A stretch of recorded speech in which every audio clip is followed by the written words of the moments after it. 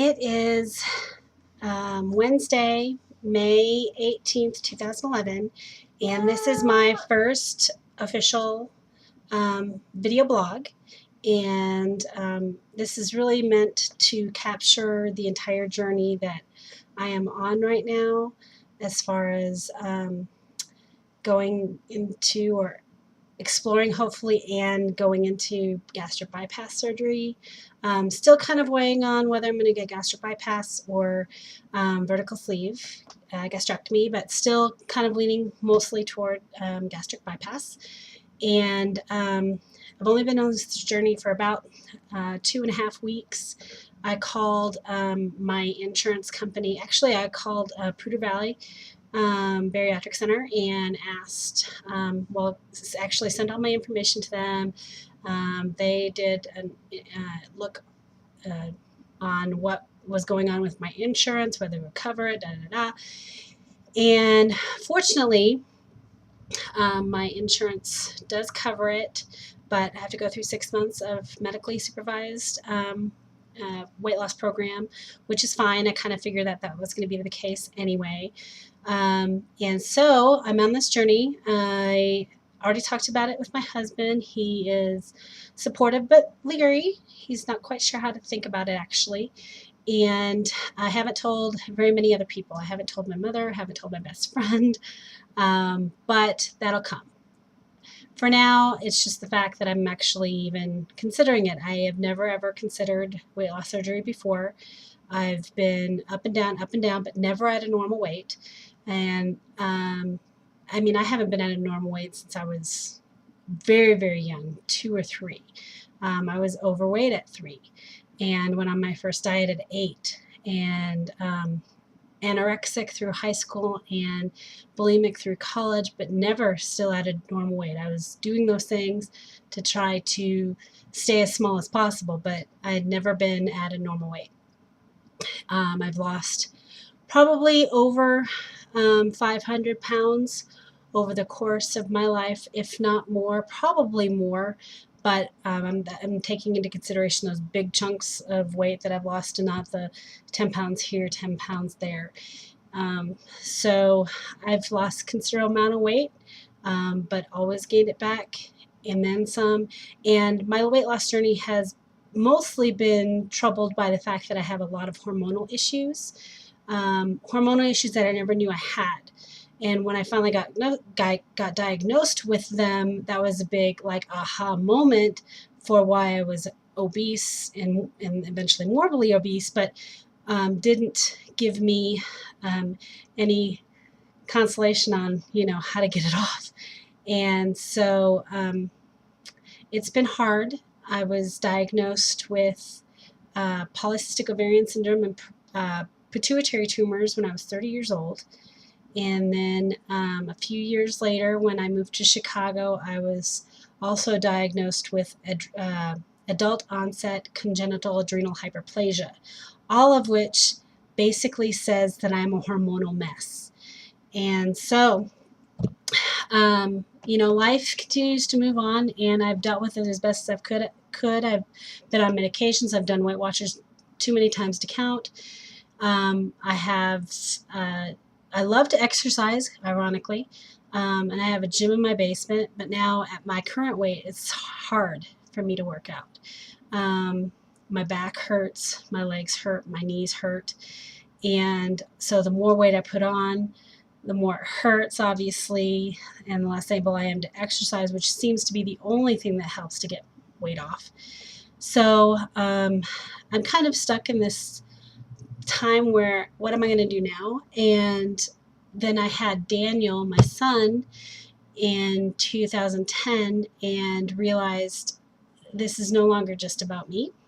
It's also about him and about my family and about my long-term health and being there for my son and for my husband. And so that is why I even considered it, thought about it for a long time.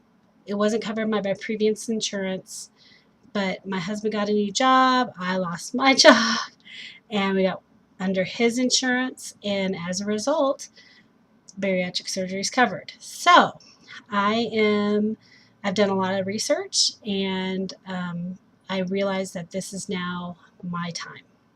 And so I am definitely going down this road, and I am praying, praying that everything goes well. I just got the living daylights scared out of me because I've been reading a book, which is actually a really good resource. So I'm going to show it to you. And excuse me for looking at the camera, but I have to figure out if I'm showing it correctly. It's Weight Loss Surgery for Dummies. And it's been very, very helpful.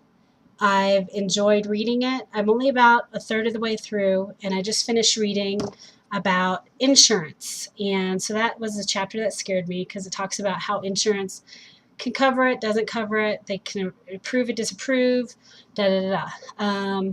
So I'm, taking that all into consideration.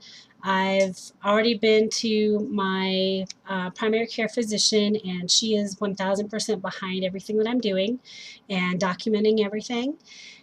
And I'm getting records from my gynecologist as well to document that yes, in fact, I have been overweight for more than 2 years. I've been overweight all my life, but where am I going to get all those records? But I can provide as many records as they want. So I'm getting all of those records together to prove that I've struggled with my weight all of my life. My BMI currently, according to the BMI scale, is somewhere between 47.5 and 49. It really depends on the site I go to, and most of it doesn't really, they don't take any consideration whether you're female or male, which is kind of weird to me. But maybe they just assume I'm female. But I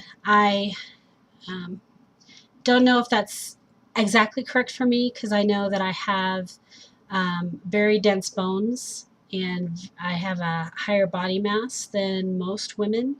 My current body mass is around 132 pounds. So if you put an extra 20% of fat on top of that, that means my ideal weight is somewhere around 155, 157. Maybe my goal weight of 150 really isn't realistic, but that's still my goal weight. And I'd love to be there. But whether it happens or not, I realize that I just need to get down to a healthy weight.